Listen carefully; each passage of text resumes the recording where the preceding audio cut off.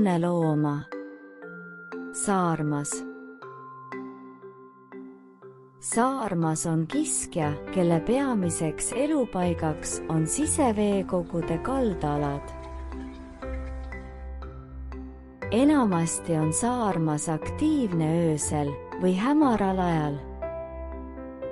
Saarmas toitub peamiselt kaladest ja kahepaiksetest ning on väga territoriaalne.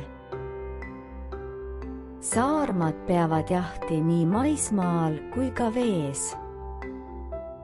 Saarmal on tihe, märgumatu ja väga vastupidav karvkate. Saarmal on 4 üsna lühikest käppa. Nendega saab ujuda, kõndida, karva sugeda, saaki töödelda ning ka puu otsa ronida.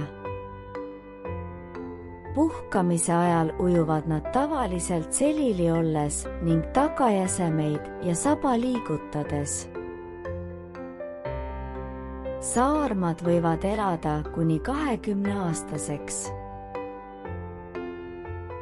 Rahvasuus ja võru keeles on Saarmas tuntud ka kui udras. Lõbus fakt. Kas teadsid, et Saarmas on Eestis kaitsealune liik?